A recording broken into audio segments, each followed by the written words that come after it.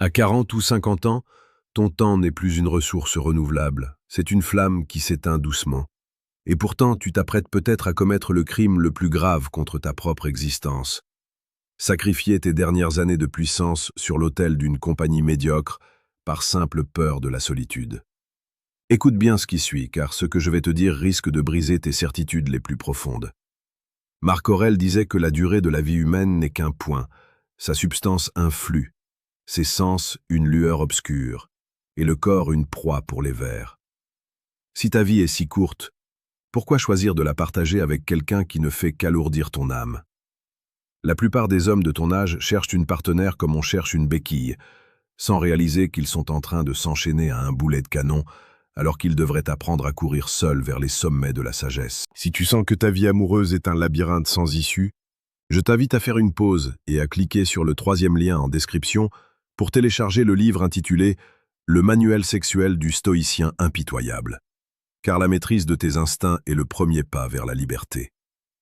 À 40 ans, tu n'es plus le jeune homme impulsif de 20 ans qui courait après chaque parfum croisé dans la rue. Tu es censé être un roc, une forteresse. Mais la société et ta propre biologie te murmurent que le lit est trop froid, que la maison est trop silencieuse, et que tu as besoin d'une présence pour valider ton existence. C'est là que réside le piège mortel. Le stoïcisme nous enseigne que le bonheur ne dépend de rien d'extérieur à nous-mêmes. Pourtant, tu cherches à greffer ton bonheur sur le cœur d'une autre personne.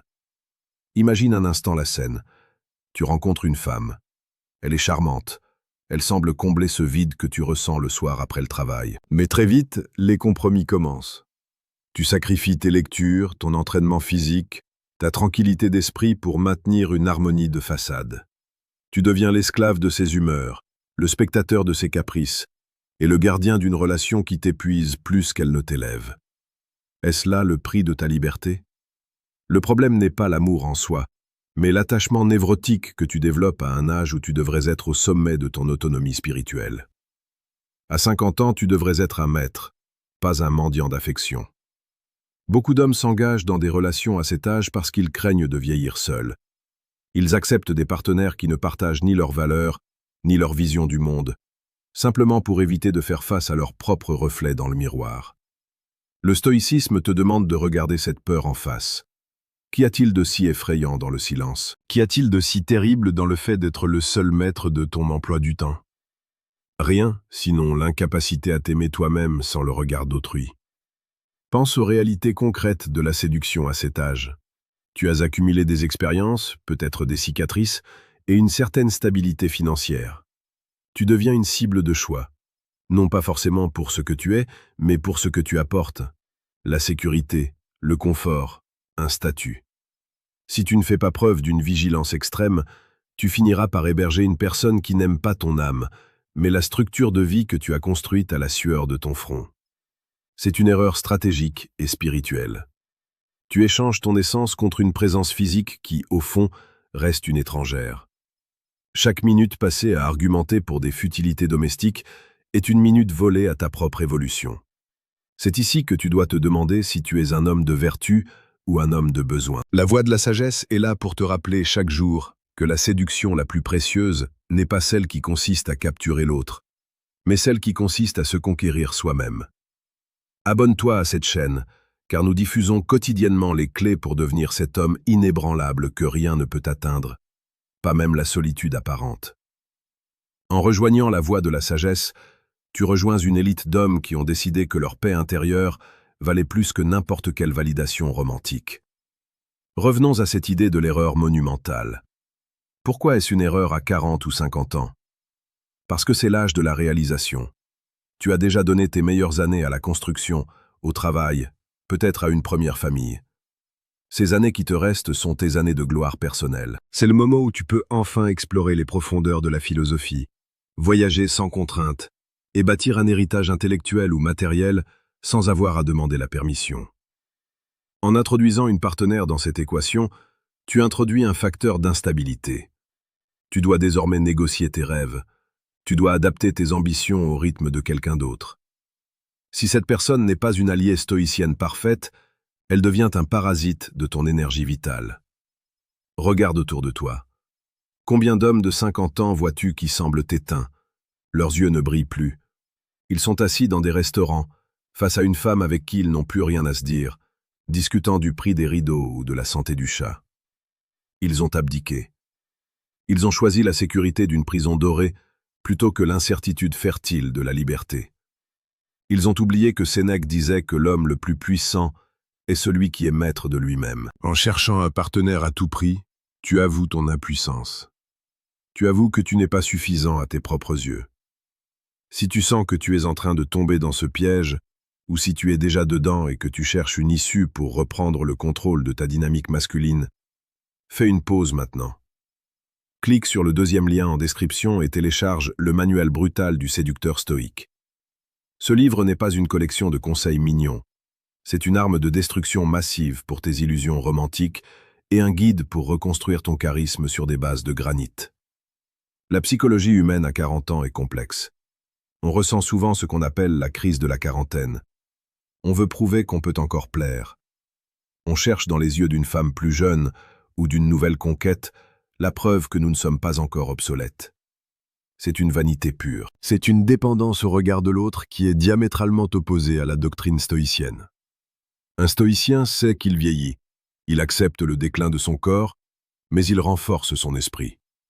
Il n'a pas besoin qu'une femme lui dise qu'il est beau ou puissant pour se sentir tel quel.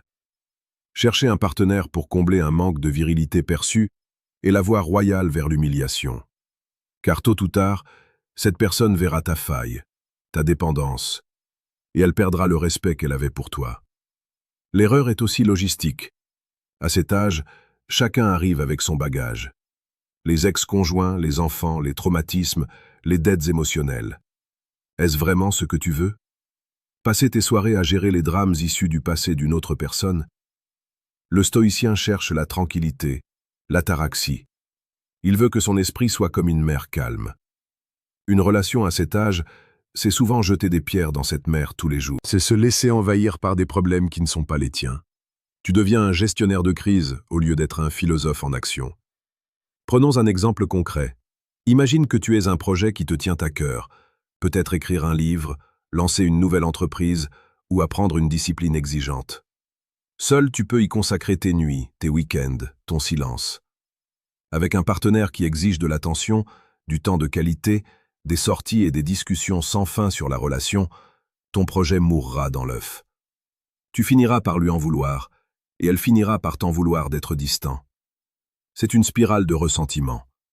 La solitude n'est pas ton ennemi, c'est ton laboratoire. C'est là que tu distilles ton essence la plus pure. Laisse un commentaire sous cette vidéo pour me dire ce que tu penses de cette vision. As-tu déjà ressenti ce poids d'une relation qui t'empêche de respirer? As-tu déjà sacrifié tes ambitions pour ne pas être seul le samedi soir? Partage ton expérience, car c'est ensemble que nous construisons cette communauté de sagesse. Beaucoup diront que c'est une vision cynique. Ce n'est pas du cynisme, c'est du réalisme stoïcien.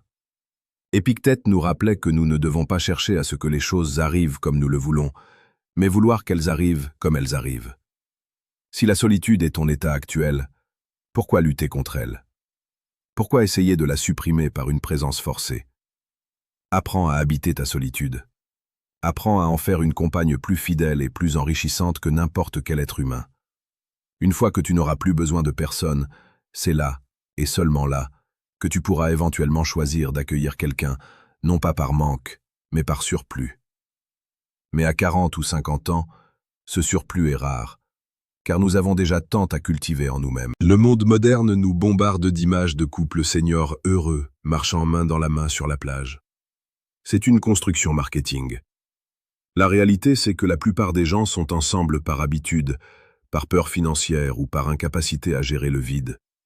Ils meurent à petit feu dans la routine. En tant qu'homme conscient, tu ne peux pas te permettre ce luxe de la médiocrité. Ta vie est trop précieuse. Ton énergie s'amenuise. Tu dois la diriger vers ce qui compte vraiment, ton excellence personnelle. La séduction à cet âge doit être un jeu, une exploration, jamais une nécessité. Si tu transformes la séduction en un contrat de vie à long terme, tu perds le jeu. Tu perds ton mystère, tu perds ton autonomie, tu perds ta force de frappe. Un homme de 50 ans qui est totalement indépendant, qui ne court après rien, qui est ancré dans sa propre vie, possède un magnétisme que aucun homme en couple et rangé ne pourra jamais égaler. C'est la puissance de celui qui peut dire non. C'est la puissance de celui qui n'a rien à perdre parce qu'il possède déjà tout en lui. Écoute bien ce que je vais te révéler maintenant car c'est le point de bascule de cette vidéo. La plupart des femmes de ton âge ou plus jeunes ont été programmées pour chercher en toi un pilier. Mais si tu deviens ce pilier au prix de ton propre bonheur, tu finiras par t'effondrer sous le poids des attentes. Ce que tu penses être de l'amour est souvent une négociation silencieuse où tu donnes ta liberté en échange d'une illusion de jeunesse. Tu penses qu'elle t'écoute, mais elle évalue ta stabilité. Tu penses qu'elle t'aime, mais elle aime la protection que tu incarnes. Tu peux continuer à croire aux contes de fées pour adultes, ou tu peux ouvrir les yeux sur la mécanique brute des relations humaines. Ce que tu viens d'apprendre n'est que la surface d'un océan bien plus profond et parfois sombre. Tu as le choix. Rester dans cette ignorance confortable et risquer de te réveiller à 60 ans avec d'amers regrets, ou passer au niveau supérieur de compréhension. Si tu es prêt à voir l'envers du décor, clique sur le 3e lien en description pour accéder à Décodage, ce qu'elles disent versus ce qu'elles pensent vraiment. C'est le moment de décider si tu veux être le maître du jeu ou le pion sur l'échiquier de quelqu'un d'autre. Le stoïcisme ne te demande pas de devenir un moine ermite, mais de devenir un homme que rien ne peut ébranler.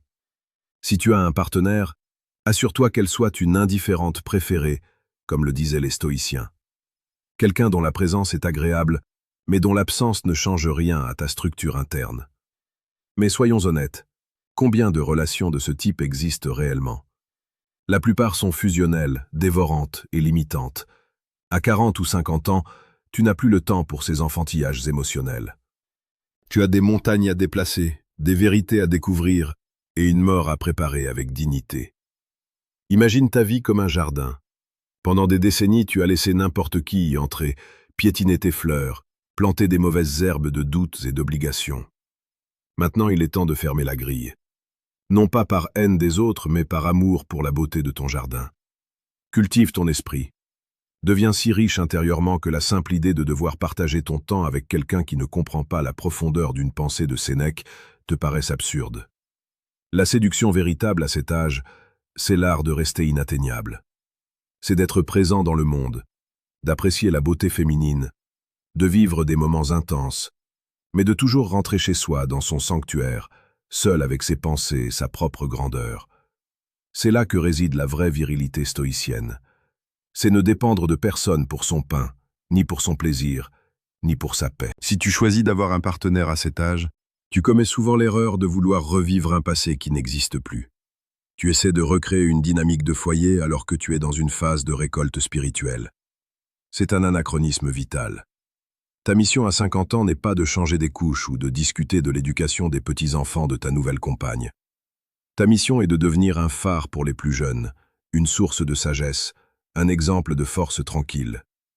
Et on ne peut pas être un phare si l'on est constamment préoccupé par les remous d'une vie de couple banale. Souviens-toi que chaque jour est une vie en miniature. Comment veux-tu passer tes journées restantes? Dans la négociation et le compromis, ou dans l'affirmation de ta propre volonté? Le stoïcisme nous apprend que nous n'avons de contrôle que sur nos propres jugements et nos propres actions. En t'attachant à un partenaire, tu donnes à quelqu'un d'autre le pouvoir d'influencer ton état émotionnel. Tu rends ta citadelle vulnérable. Est-ce vraiment un risque que tu es prêt à prendre à ce stade de ton existence? N'oublie pas de t'abonner à la Voix de la Sagesse pour continuer à recevoir ces injections de réalité brute. Ici, on ne caresse pas dans le sens du poil. On cherche la vérité, celle qui libère, même si elle fait mal au début. Rejoindre cette chaîne, c'est s'assurer de ne jamais retomber dans la léthargie de la masse. Pour conclure, réfléchis à ceci. La solitude n'est pas une punition, c'est une distinction. C'est le privilège de ceux qui sont capables de se supporter eux-mêmes. Si tu fuis la solitude pour te jeter dans les bras d'une partenaire à 40 ou 50 ans, tu fuis en réalité la rencontre la plus importante de ta vie, celle avec toi-même. Arrête de chercher cette moitié qui n'existe pas. Tu es déjà entier. Tu es un univers à toi seul. Utilise le stoïcisme pour polir cet univers, pour le rendre brillant et froid comme le marbre. Ne laisse personne venir éteindre ta lumière avec les préoccupations triviales du quotidien. Reste debout, reste seul s'il le faut, mais reste souverain. C'est la seule façon de vieillir avec une véritable dignité et un impact réel sur le monde qui t'entoure. Agis maintenant, transforme ta perception et reprends les rênes de ta destinée. La sagesse t'attend, mais elle n'accepte pas les cœurs partagés. Elle veut tout de toi, tout comme tu devrais tout exiger de toi-même. Ne commets pas l'erreur de la médiocrité romantique. Choisis la grandeur solitaire de l'âme stoïcienne.